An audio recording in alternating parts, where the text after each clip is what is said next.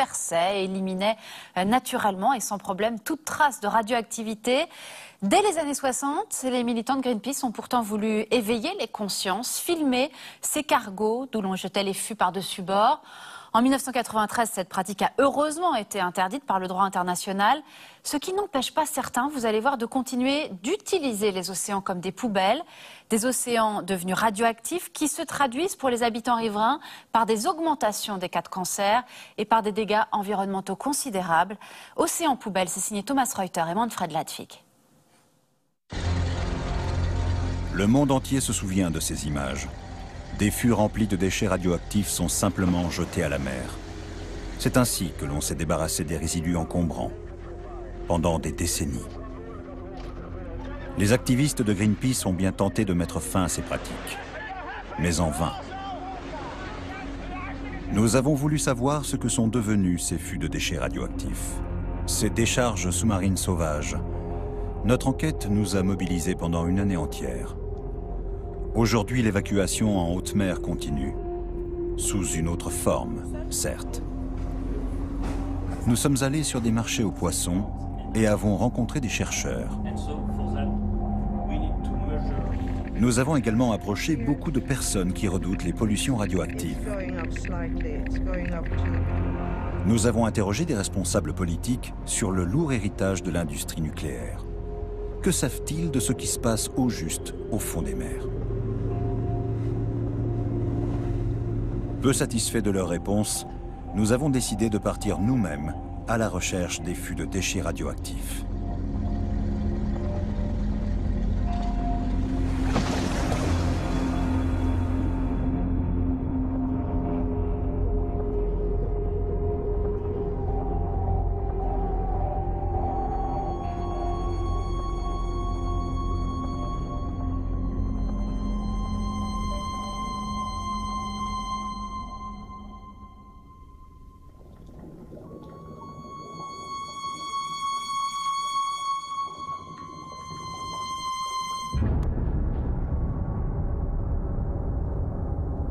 Qu'a-t-on déversé au large des côtes européennes? Et où précisément?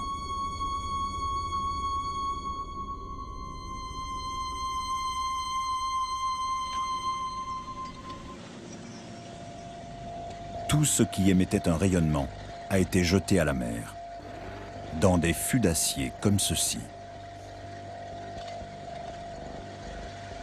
Que contenait-il? Des déchets à faible activité venus des hôpitaux, mais aussi certains résidus radioactifs des centrales nucléaires européennes. L'océan sert de poubelle à l'industrie atomique, depuis des dizaines d'années. Mai 1967. Dans le port d'Emden, au nord-ouest de l'Allemagne, des déchets nucléaires originaires de tout le pays, mais aussi de France et de Grande-Bretagne, sont chargés sur le cargo anglais Topaz. Les fûts doivent être lâchés au-dessus de fosses océaniques d'au moins 4000 mètres de profondeur. Dans l'eau, la radioactivité se dilue et devient inoffensive, du moins le croit-on. L'équipage du Topaz jette sa cargaison radioactive par-dessus bord. Et c'est ainsi que disparaissent plus de 100 000 tonnes de déchets nucléaires dans le nord-est de l'Atlantique, en mer d'Irlande, mais aussi dans la Manche, pourtant si peu profonde. Au milieu des années 70, Greenpeace se charge d'éveiller les consciences en organisant diverses actions.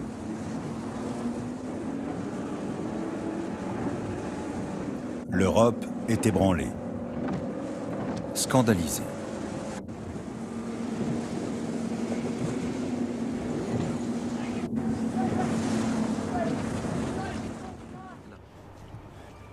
« 32 ans après ces rejets en mer, nous rencontrons deux des activistes de l'époque dans les locaux hambourgeois de Greenpeace.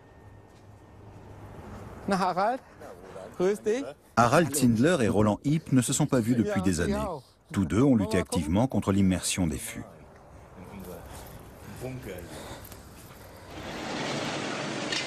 Quand nous montrons les vidéos à Harald Zindler, il en a encore froid dans le dos.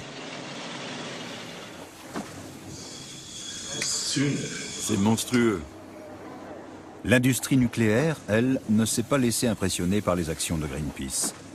Les déversements en mer ont continué et les écologistes ont été combattus tels des hors-la-loi.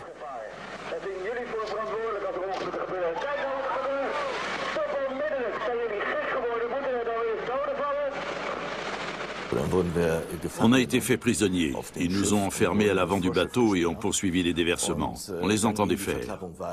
Et puis il est arrivé ce qu'on vient de voir. Un autre canot a été touché. Alors nous avons stoppé l'action. C'était devenu beaucoup trop dangereux et des activistes auraient pu être blessés, voire tués.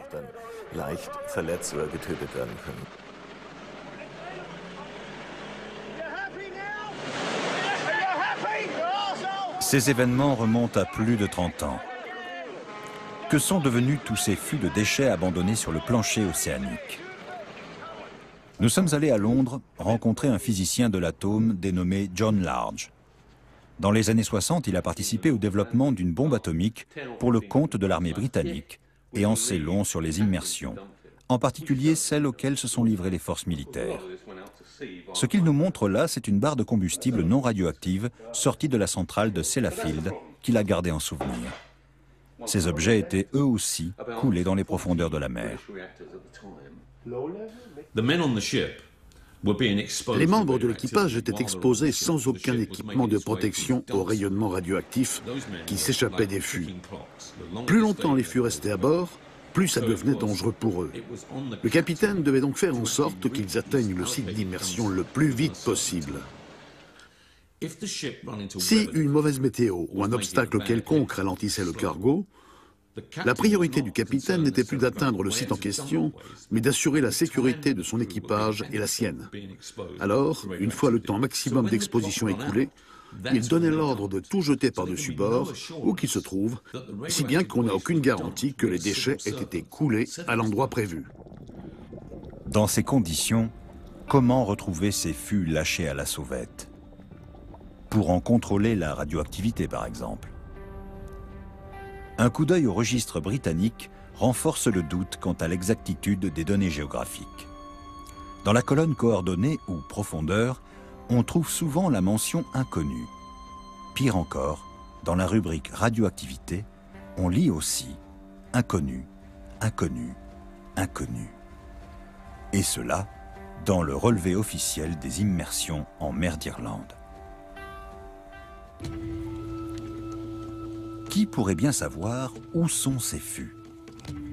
L'HPA peut-être, la Direction générale de la santé britannique, puisque c'est à elle que revient la responsabilité de la gestion des résidus radioactifs générés sur son territoire. Nous sommes reçus par John Cooper, qui dirige le service des dangers de la radioactivité. Il connaît bien la problématique des fûts de déchets radioactifs.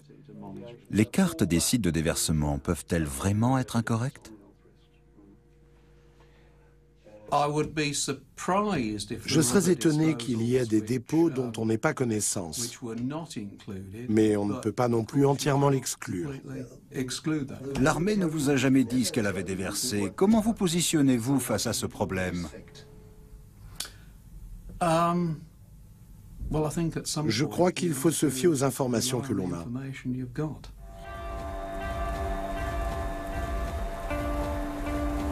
De la centrale nucléaire de Sellafield, anciennement Windscale, sont également sortis des déchets radioactifs qui ont disparu dans la mer d'Irlande, la Manche et l'Atlantique. Des déchets à haute activité auraient même été coulés. Ce qui était pourtant officiellement interdit.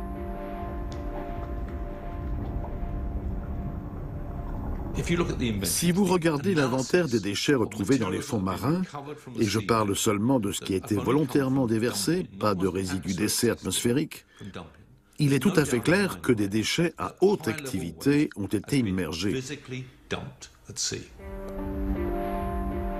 Cela voudrait donc dire que les cartes sont bel et bien incorrectes. Comment a-t-on pu faire de pareilles erreurs? Et s'agit-il vraiment d'erreurs? Ou était-ce intentionnel?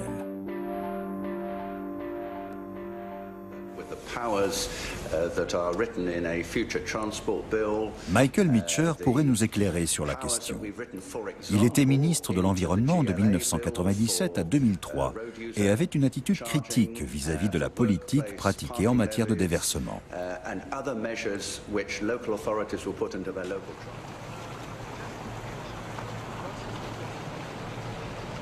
Aujourd'hui, celui qui a été le plus ancien ministre du gouvernement de Tony Blair est un simple député.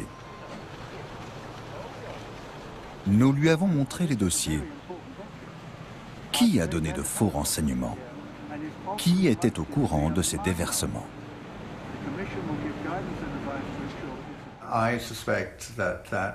Je soupçonne le ministère de la Défense, l'armée et l'industrie nucléaire de s'être mis d'accord pour mener ces opérations à l'insu de tous.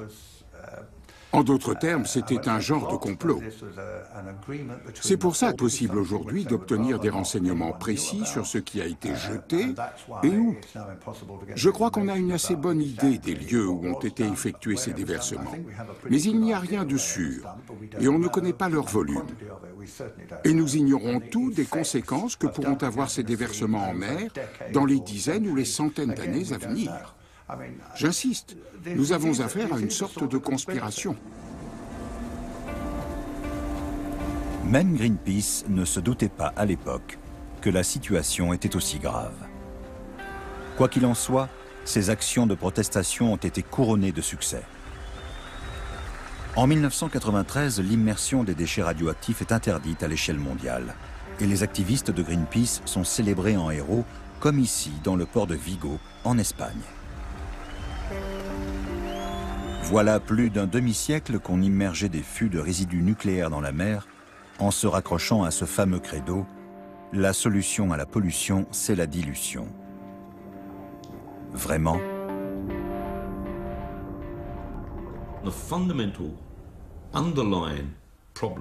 Le problème, c'est qu'ils partent du principe que dans la mer, la radioactivité de ces déchets allait se diluer dans des tonnes et des tonnes d'eau, si bien qu'elle ne représenterait plus aucun danger. Or, ça s'est révélé faux à maintes et maintes reprises.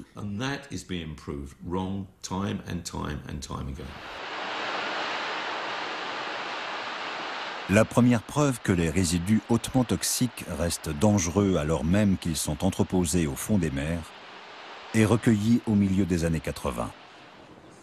Quand l'Allemagne envoie le navire de recherche Walter Herwig en reconnaissance sur les sites de déversement dans l'Atlantique afin de procéder à un état des lieux. 9 fûts sont hissés à bord et les chercheurs décèlent la présence de plutonium dans l'eau, sur le plancher océanique et dans les organismes des poissons. Dans des documents internes de l'AIEA, l'Agence internationale de l'énergie atomique, on peut lire « De fortes concentrations de plutonium dans les zones de déversement indiquent que du plutonium s'est échappé des fûts. »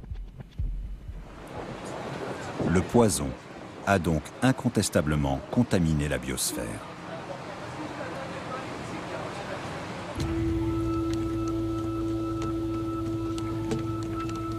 Une branche de l'AIEA est implantée à Monaco. Il s'agit du laboratoire de l'environnement marin. Une équipe de biologistes y étudie les dangers de ces déchets atomiques laissés à végéter dans les profondeurs sous-marines sous la direction de Hartmut Nies.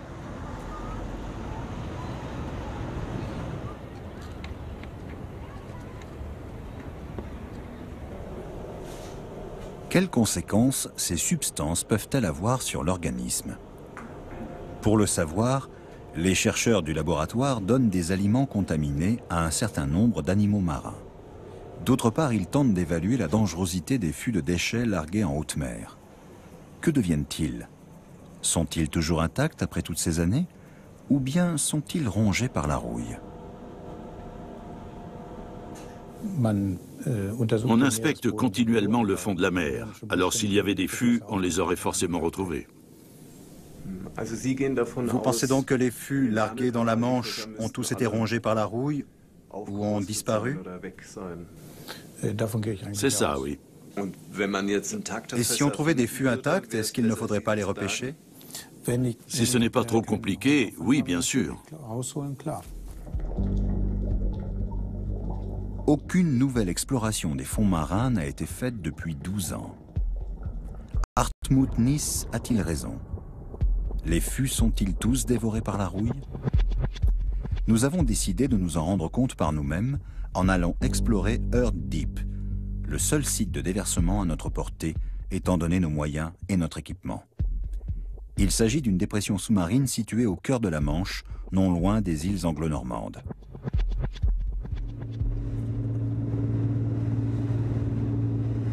Earth Deep est à environ 10 000 marins au nord-ouest d'Aurigny, l'île la plus proche des côtes françaises. Nous affrétons un bateau avec pour objectif de filmer le plancher marin à l'aide d'un petit submersible que nous avons eu un mal fou à diriger à cause des courants très forts qui agitent le canal. Harald Zindler nous accompagne.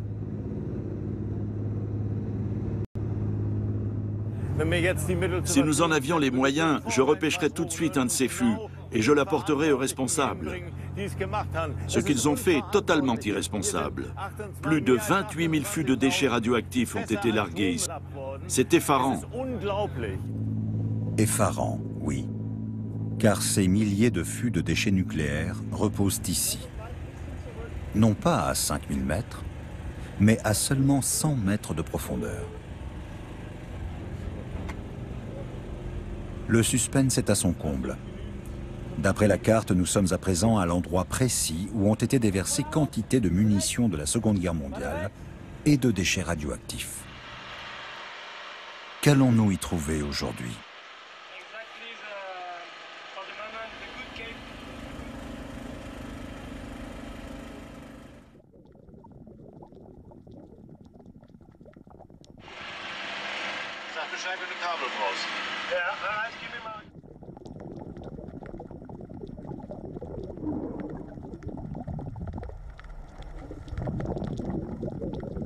Un premier fût apparaît sur notre moniteur, il semble intact. Il y a donc encore des fûts hermétiquement fermés là-dessous que l'on pourrait mettre en sûreté. Bien sûr, nous n'avons pas le droit de remonter quoi que ce soit.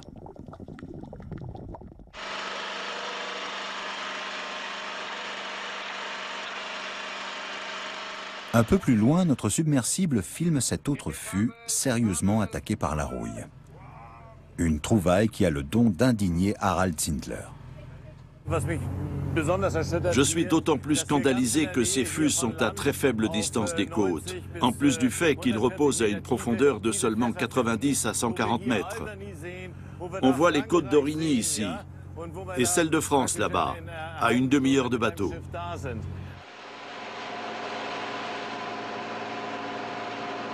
Nous remettons le cap sur Aurigny. Que signifie notre découverte pour les habitants de l'île?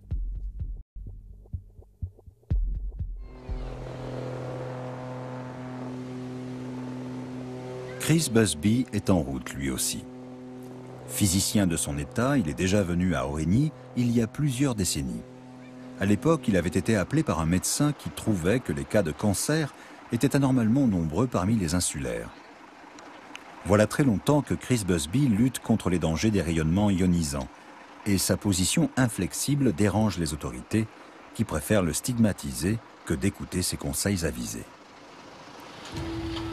Aurigny est une petite île paisible de 2400 âmes où les heures semblent s'égrener moins vite qu'ailleurs.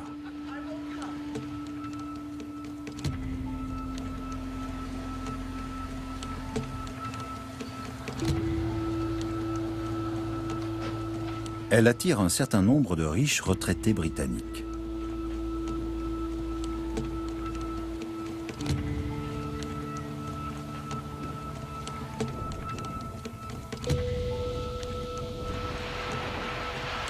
Mais il se pourrait bien que ce petit Éden ne soit pas aussi idyllique qu'il n'y paraît.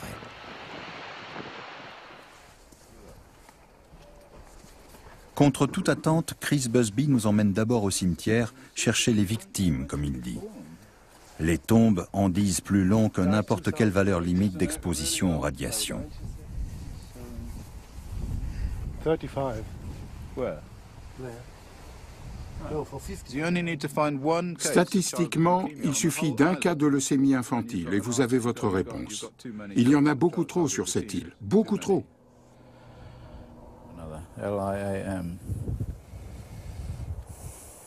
Nous avons essayé de savoir s'il y avait vraiment un nombre anormalement élevé de victimes de leucémie sur l'île.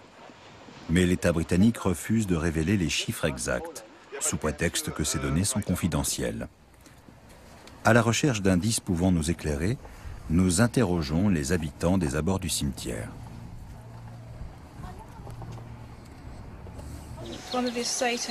La première femme d'un fonctionnaire de l'île est morte d'une tumeur au cerveau. Et quand on est venu il y a quelques années, sa seconde femme avait elle aussi une tumeur au cerveau. Mais je crois qu'elle s'en est tirée. Ils ont fait une série télévisée en Angleterre où ils filmaient des opérations chirurgicales en direct. Un jour, ils ont filmé un homme atteint d'une tumeur au cerveau.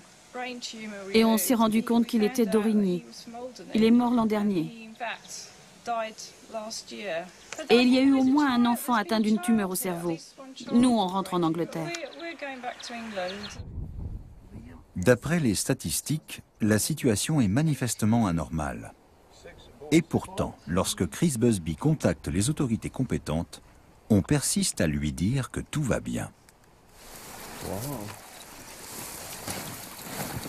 Nous suivons le physicien sur la plage où il veut mesurer la radioactivité. Selon les autorités britanniques, la force de la radioactivité et la quantité de particules radioactives sont bien trop faibles pour représenter un quelconque danger pour l'homme.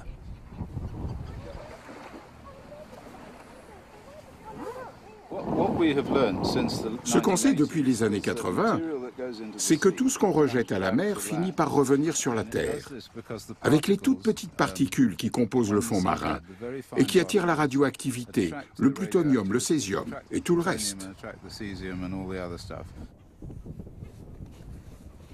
La nuit tombe et la mer se retire, permettant à Chris Busby de procéder à d'autres analyses un peu plus au large.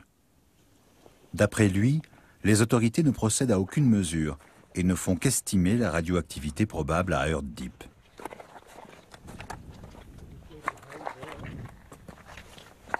Je crois qu'on trouvera du césium-137, du ruthénium-106 et un tas d'autres trucs, y compris du plutonium.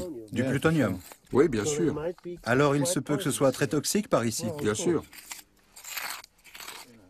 Le spectromètre à rayons gamma de Chris Busby mesure une forte radioactivité à l'endroit où nous nous trouvons. Ils ont déversé une énorme quantité d'uranium enrichi à Earth Deep. Alors il est tout à fait possible que ça vienne de là.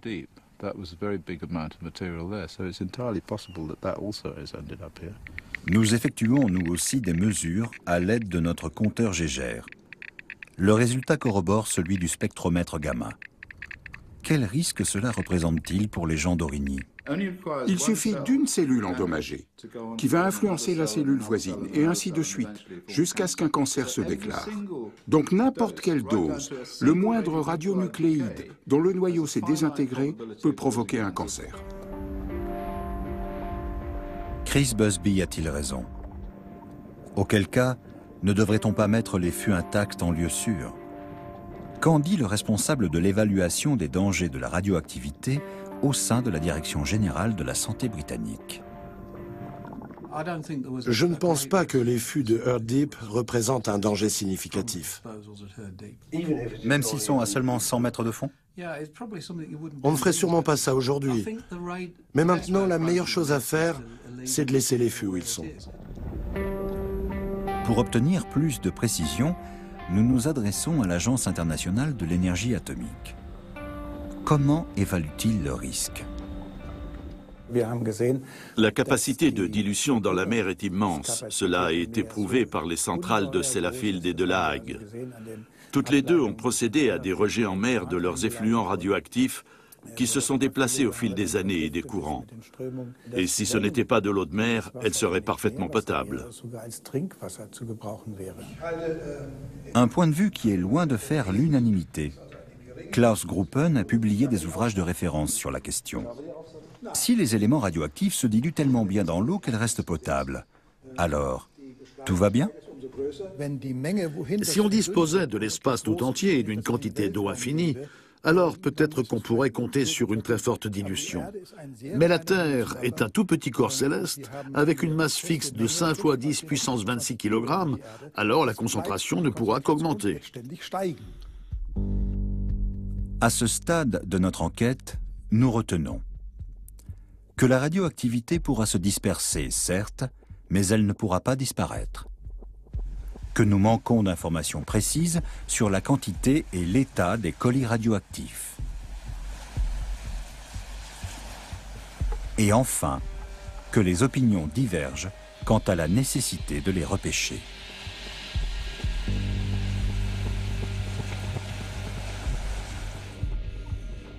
En 1993, le déversement en mer de déchets radioactifs a été interdit à l'échelle mondiale.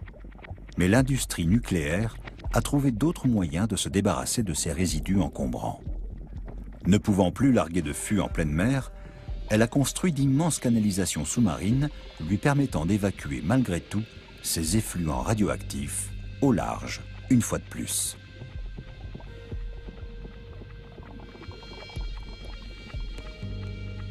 L'un de ces tuyaux d'évacuation se trouve en Normandie. Il sort de l'usine de retraitement de La Hague. Ici aussi, les activistes de Greenpeace ont manifesté leur désapprobation, sous l'eau.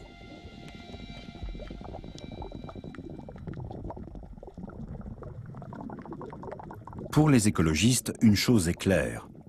Rejeter les déchets radioactifs dans la mer par ces tuyaux est tout aussi dommageable pour l'environnement que de les déverser en mer par bateau. L'avantage, pour l'industrie nucléaire, c'est que cette forme de rejet lui vaut moins de mauvaise publicité. Ni vu, ni connu. Pas vu, pas pris. La Hague est le centre de traitement des combustibles usés de toute l'Europe. Des colis radioactifs allemands sont régulièrement acheminés jusqu'en Normandie. Mais les habitants de la région ne sont plus prêts à accepter qu'on utilise la mer comme poubelle. Le physicien David Boyer est l'actuel président de l'ACRO, l'Association pour le contrôle de la radioactivité dans l'Ouest. Aujourd'hui, il explique à des élèves d'une école primaire ce qu'est la radioactivité, le plutonium et les déchets nucléaires. On ne sait pas trop bien quoi en faire. Ensuite, il nous invite à l'accompagner sur le marché aux poissons. C'est ce qui sort des réacteurs.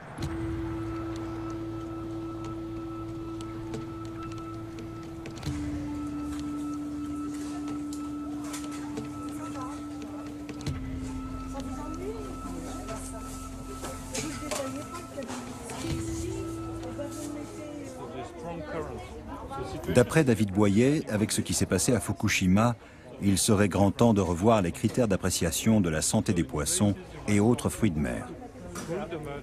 On ne peut plus se contenter de dire « l'eau est propre, donc les poissons sont propres, et par conséquent, ils sont sains ».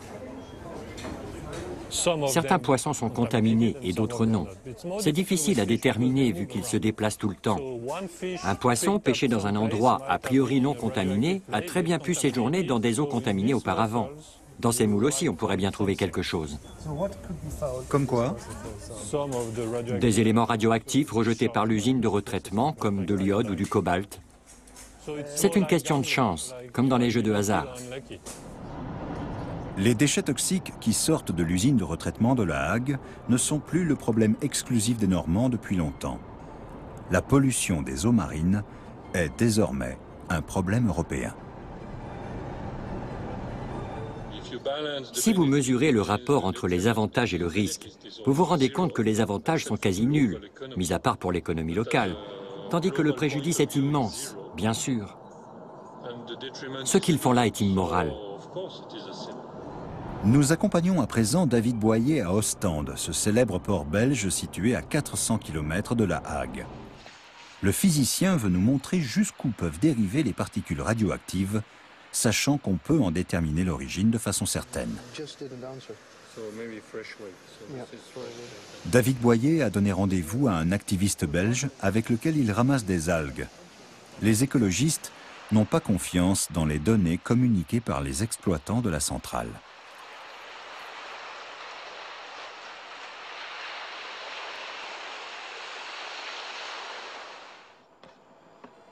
Nous reprenons ensuite la route direction les Pays-Bas. Là aussi, David Boyer veut prélever un échantillon d'algues marines pour l'analyser dans son laboratoire.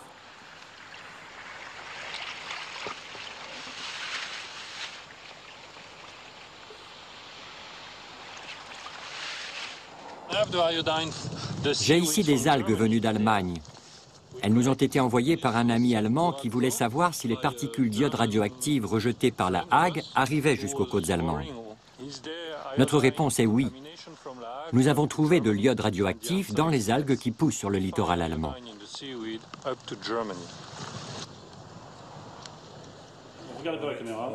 Nous sommes de retour au laboratoire de l'ACRO en Normandie.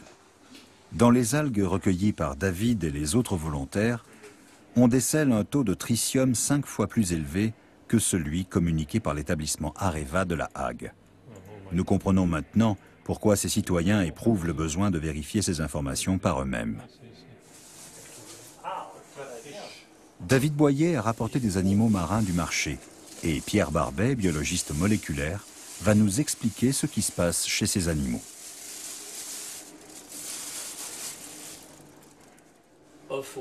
L'empoisonnement des eaux profondes va se répercuter sur les eaux supérieures de la mer, car les substances radioactives se transmettent au fil de la chaîne alimentaire.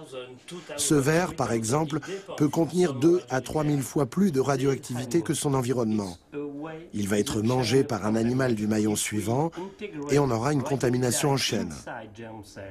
Quand un radionucléide est intégré à l'intérieur d'un gamète, cela peut entraîner une mutation de la cellule reproductrice en question, qui sera transmise à la génération suivante et risque fort de provoquer la mutation d'autres cellules. Et le mécanisme est le même chez l'animal et chez l'homme? Oui. Les cellules fonctionnent toujours de la même façon, qu'elles soient humaines ou animales.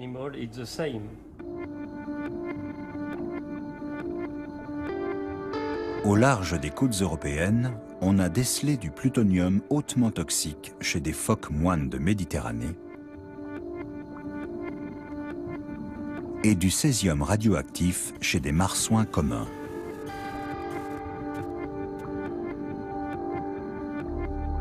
Quelles conséquences cela aura-t-il sur les générations futures? Nous l'ignorons. C'est pourquoi les océanologues tirent la sonnette d'alarme. Il est urgent de protéger tous les animaux de la radioactivité.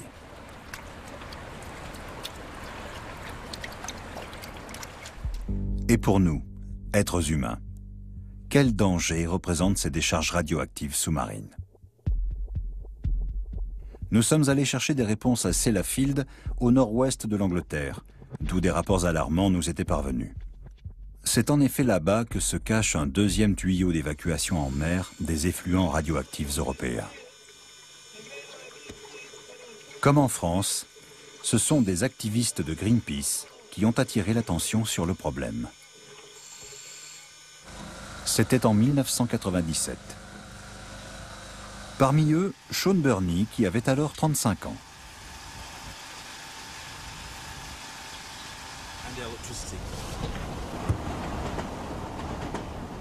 Cet écologiste britannique lutte contre l'évacuation des rejets radioactifs en mer depuis près de 20 ans. Un combat qui s'appuie sur des chiffres, des valeurs limites et l'importance d'expliquer ce qui se trame au grand public. Sean Burney s'inquiète pour les habitants du littoral. Certains examens médicaux ont débouché sur des conclusions effrayantes.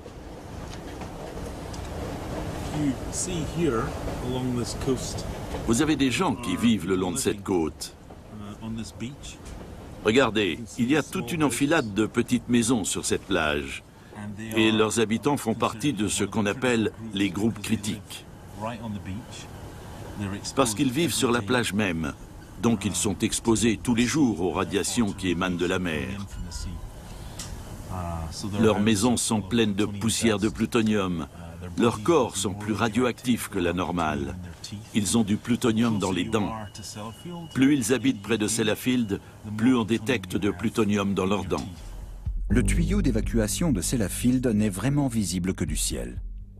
Comment les responsables de ces évacuations ont-ils réussi à contourner l'interdiction de déverser les déchets radioactifs en mer, en argumentant que ces évacuations étaient exécutées depuis une base terrestre et ne tombaient donc pas sous le coup de la loi. Et les autorités ont donné leur accord. Y a-t-il une raison logique et scientifique au fait que le largage de fûts en mer soit interdit et ce type d'évacuation autorisé? C'est davantage une question d'ordre philosophique.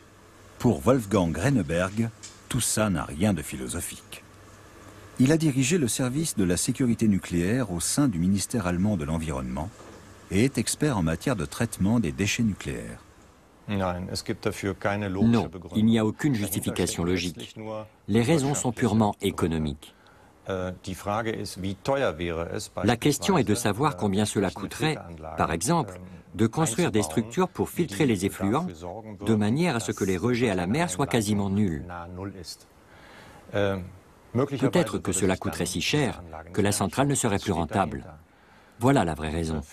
Il n'y a aucune explication scientifique ou d'une quelconque nature autre qu'économique. Jour après jour, des eaux usées radioactives viennent polluer la mer d'Irlande. On y a décelé des traces des effluents de Sellafield jusque sur les côtes de la Norvège. On affirme aux habitants des zones situées en bordure de mer de part et d'autre de Sellafield qu'ils n'ont rien à craindre. Les employés de la centrale, eux, sont confiants.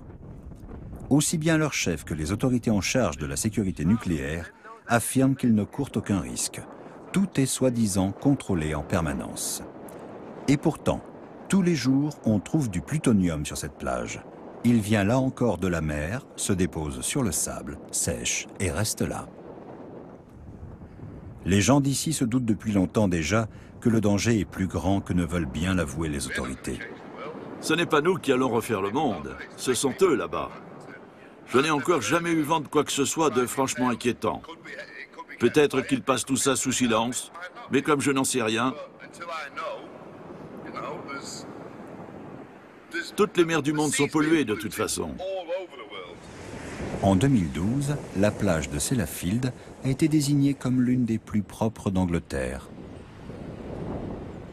Chaque jour, un petit bulldozer vient débarrasser la plage du plutonium qui s'y est déposé, grâce à un scanner capable de localiser les particules radioactives jusqu'à une profondeur de 30 cm. Au total, plus de 500 kg de plutonium ont été évacués dans la mer par la centrale de Sellafield au cours des dernières décennies.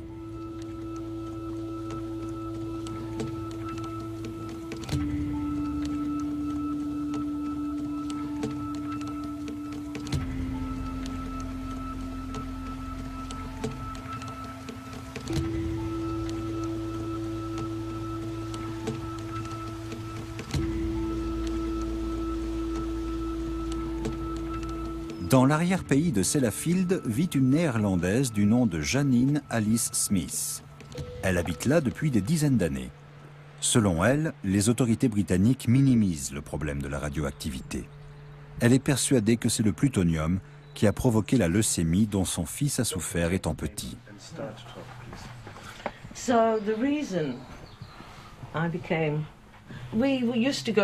On allait souvent à la plage. Mon ex-mari était professeur, alors on avait de longues vacances l'été. Et comme tous les bébés, mon fils ramassait du sable et s'en mettait partout, même dans la bouche. À 12 ans, il a déclaré une leucémie. Et j'ai réalisé qu'il n'était pas le seul. D'autres enfants sont tombés malades dans la région. Dans le cas de Ronald, la leucémie a été diagnostiquée très tôt. Et ils ont pu le guérir. Mais à 19 ans, il a eu peur de faire une rechute et s'est pendu. Gemma, elle, est morte à 7 ans. Elle a succombé à une infection suite à une greffe de moelle osseuse. Windscale, the biggest commercial nuclear reprocessing works in the world. La télévision locale parlait déjà des enfants atteints de leucémie dans les années 80. Pour les journalistes, il était clair que les dirigeants de la centrale mentaient aux services de santé quant à l'ampleur du danger. Rien qu'à Seascale, 3 élèves de primaire ont contracté une leucémie. Elles étaient toutes les 3 dans la même classe. La chaîne de télévision locale, Yorkshire TV, a eu beau en parler avec insistance, les déversements n'ont jamais cessé. The radioactivity here can be measured quite simply with a Geiger counter. It's in the mud and it's on the beach. Scientist Dr. Philip Day is measuring this radioactive pollution. Pour en savoir plus, nous tentons d'approcher le centre de retraitement et son fameux tuyau d'évacuation. Mais cela nous est tout aussi formellement interdit que de filmer quoi que ce soit sur tout le périmètre de la centrale. Et pour tout rendez-vous, nous ne réussissons à décrocher qu'une entrevue sur le parking situé devant l'entrée. Quel lien y a-t-il au juste entre les déchets radioactifs et les cas de leucémie?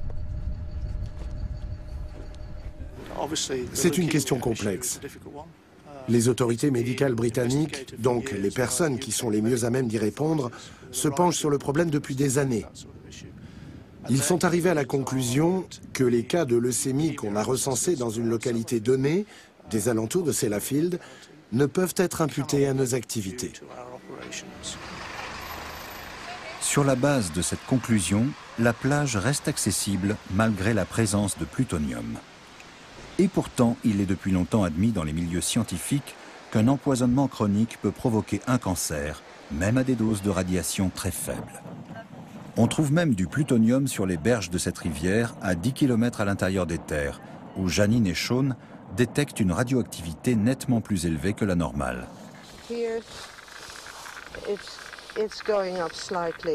Ça augmente petit à petit, jusqu'à environ 30 becquerels, soit 3 fois plus que ce qu'on a mesuré plus bas sur la route.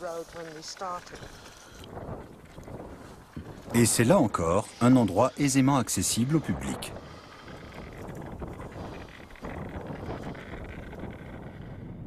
Une piste équestre longe la rivière.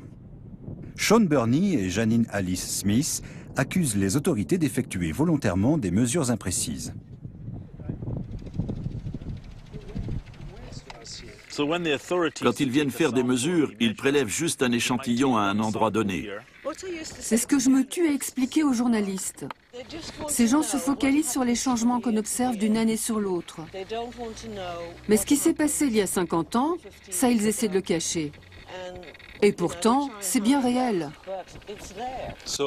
Ils ne prélèvent pas d'échantillons en profondeur. Ils ne grattent qu'en surface et ne prennent que très peu d'échantillons, pour prouver ce qu'ils veulent prouver, et non dans un véritable but de santé publique. À cet endroit-là, les autorités n'ont même pas cherché à mesurer la présence de plutonium.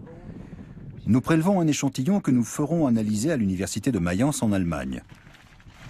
Le résultat sera alarmant.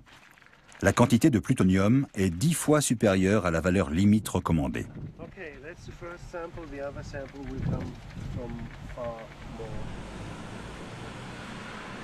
À quel niveau de danger est-on exposé quand on vit à Sellafield? Du danger, il n'y en a pas vraiment si l'on en croit le professeur Richard Wakeford de l'Université de Manchester. Après avoir travaillé près de 30 ans pour l'industrie nucléaire, il jouit d'une grande notoriété et les dirigeants de la centrale se réfèrent volontiers à son jugement quant au danger que les radiations représentent pour la santé. Pour moi, le risque lié aux radiations auxquelles on est exposé quand on prend l'avion ou quand on vit à Seascale est très faible. Ça ne devrait vraiment pas inquiéter les parents ou qui que ce soit. Il y a bien pire.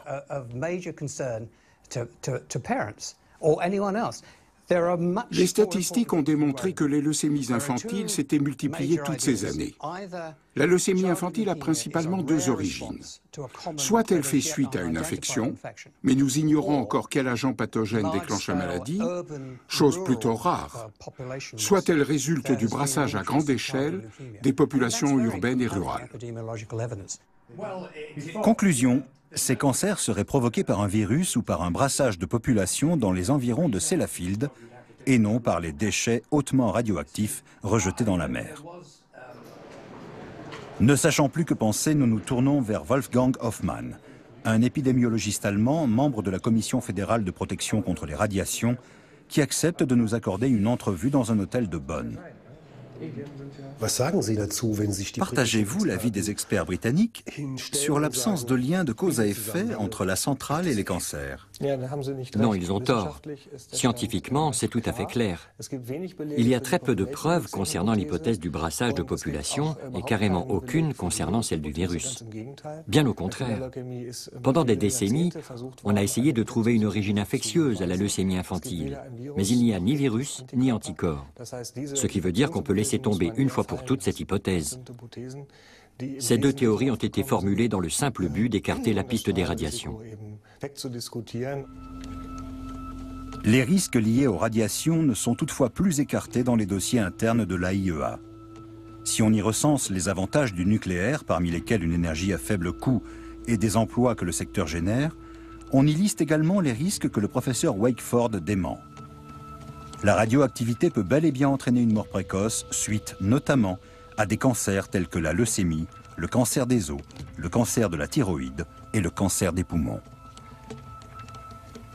Ces images proviennent de vidéos privées filmées dans le service de cancérologie infantile d'un hôpital du Pays de Galles. C'est le professeur Chris Busby qui nous les a envoyées.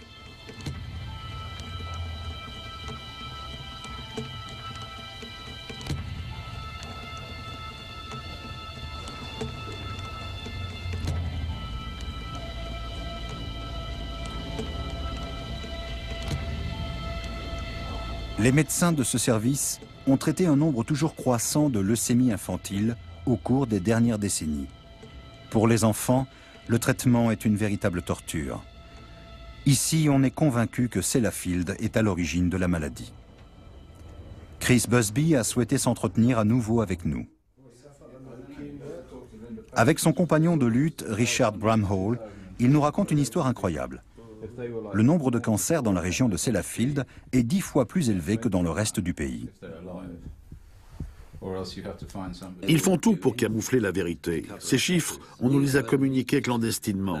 Ce sont ceux du registre des cancers du Pays de Galles. Quelqu'un a dû avoir mauvaise conscience.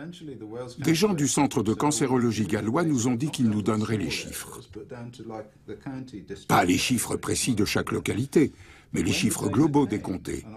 Et quand j'ai reçu les données, je me suis aperçu que c'était les chiffres détaillés, localité par localité. Je ne sais pas si c'était une erreur ou s'ils l'ont fait intentionnellement pour nous aider. Toujours est-il qu'ils ont tous été virés, du jour au lendemain. Mis à la porte? Oui, tous. En tout cas, ils ont fermé le service. Marie Cotter, celle qui nous a transmis les données, s'est fait virer. La Chambre des Lords a interdit la publication de ces chiffres sous prétexte, là encore, de confidentialité des données. Quant à l'industrie nucléaire, elle étudie la question sous un angle comptable et raisonne en ces termes. Les mesures prises pour protéger les personnes de l'irradiation devraient aussi intégrer le facteur financier. C'est à peine croyable. Et qu'en dit la Direction générale de la santé britannique ? Réduire encore plus les doses d'irradiation pourrait engendrer des coûts disproportionnés, des sommes qu'il serait plus stratégique de dépenser ailleurs.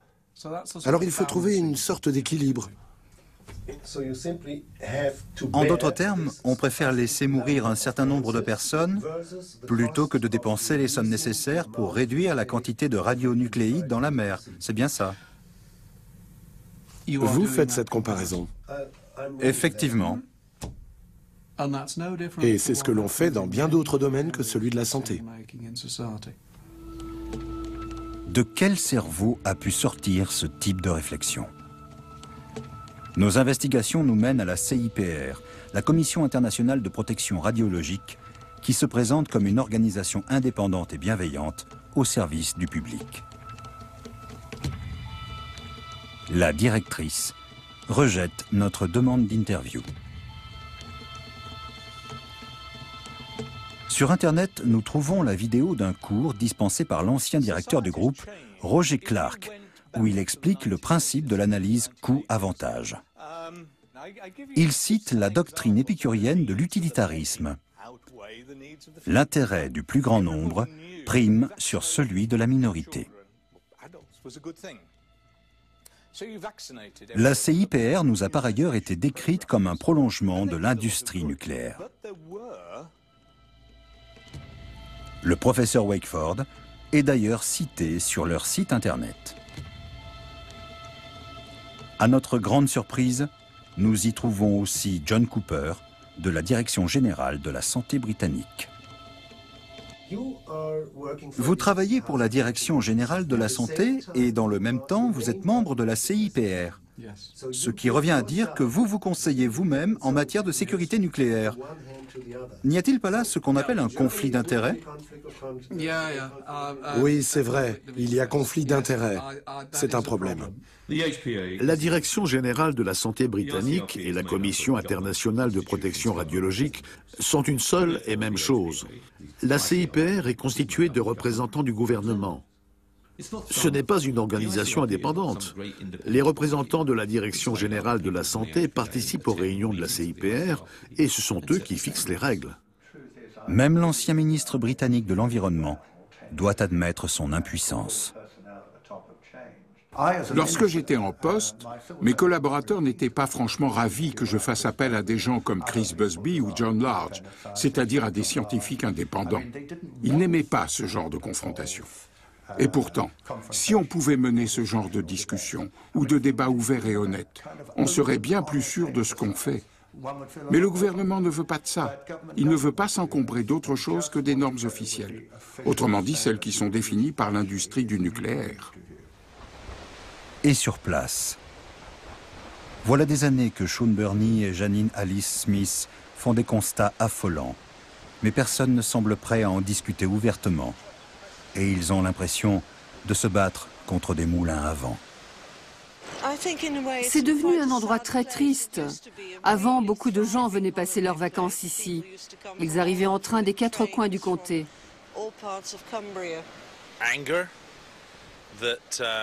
Je suis en colère contre le gouvernement, car c'est à cause des décisions qu'il a prises tout au long de ces dernières décennies que toute cette portion de littoral est à ce point polluée par l'industrie nucléaire. Et la plupart des gens n'en savent rien ou ne veulent rien savoir. De toute façon, ils ne peuvent rien y faire, vu que les décisions sont prises à Londres. Les exemples de Sellafield et de La Hague démontrent que les déversements en mer ont été et demeurent une grave erreur. Mais aucun des responsables ne veut l'admettre. Car alors, il faudrait se poser des questions comme « Qui a menti ? Que peut-on encore faire ? Et qui doit payer les pots cassés ?» Du nord-est de l'Atlantique jusqu'aux côtes de la Norvège, un immense territoire est concerné par les dangers liés à toutes ces décharges sous-marines. Un problème qui persistera tant que les responsables s'évertueront à le nier. La solution, s'il en est une, serait de boucher une fois pour toutes les tuyaux d'évacuation et de repêcher tous les fûts de déchets intacts qu'on sera en mesure de retrouver.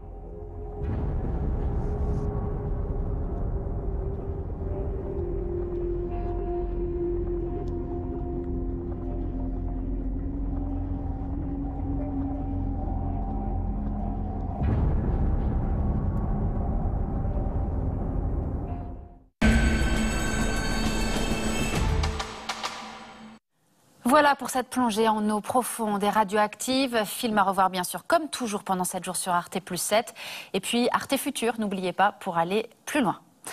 Dans un instant, nous partons pour le lieu symbole absolu du cauchemar nucléaire, Tchernobyl. 30 ans après, c'est la prix Nobel de littérature Svetlana Alexievitch qui nous raconte